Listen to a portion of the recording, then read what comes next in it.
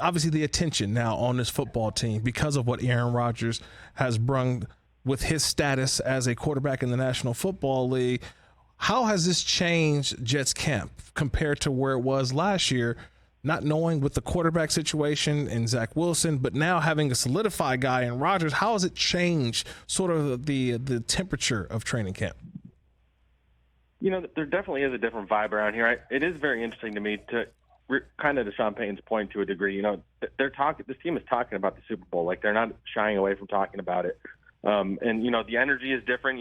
The attention on this team is, every single practice, what we're talking about, what we're writing about, people are looking at it because you have a team that just traded all they did for Aaron Rodgers. He's the most famous or infamous quarterback that, the league has maybe ever seen. And he's considered one of the best quarterbacks ever play the position. And they haven't had very good quarterbacks on this team in a long time. So you're seeing the difference in terms of just having him there, what he's doing for the rest of the roster, pulling guys aside, going into the other position meeting rooms.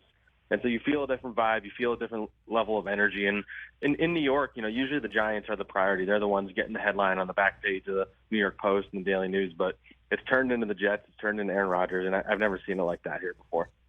Zach, kind of explain for myself especially, but also the listeners out there, when everyone hears that Aaron Rodgers had $100 million left on the contract, and he rips the contract up and he takes a $25 million pay cut to make sure that the Jets are able to go out and get players and they're able to go out and be a team for the future, and kind of solidifies what he's been saying is that this isn't just a 1-year deal for him. This is a guy who wants to be here for multiple years. What is this contract really? Is it a restructure? Is it regrouping? Is this for the future? What was this new restructuring of the $100 million with Aaron Rodgers? Honestly, I'm not sure there's ever been a contract redo like this one. He pretty much gave back $35 million to the Jets, guaranteed money.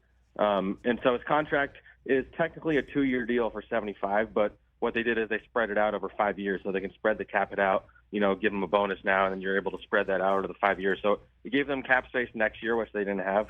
I think he was set to have like a $100 million cap hit. And right. I mean, you just don't see guys giving up over $30 million of their money. Like, you could say whatever you want about Aaron Rodgers, but I think that really does say a lot about what he thinks about this team. And I think that does kind of cement, the idea that he wants to be here for more than 1 year. He's referred a few times when he's talked about it, like, who knows what's going to happen with my health and who knows what will happen this season. But it's pretty clear his intention is to play at least 2 seasons. So basically the Jets are all in for this year and they're able to do something again come next year. And I think a lot of it is some of the pieces that they have. Obviously the wide receiver, Garrett Wilson, we all know that, he'll get Breece Hall back. And then it seems to be there was a visitor in Jets camp today in Dalvin Cook. What are you hearing about the Jets possibly acquiring Dalvin Cook? Yeah, I believe his visit will technically be Sunday. He's flying in today. I think he's going to be on Good Morning Football tomorrow, and then he'll have his visit on Sunday. I think a lot of that is that two sides getting to know each other. They want to check on Dalvin's medicals, but I would say there's definitely mutual interest, and I think the fact that this is happening immediately after the Aaron Rodgers contract restructure, I don't think that's not insignificant. They believe Breece Hall is going to be ready for Week 1. He hasn't been activated and practicing yet, but this team's all in on winning right now.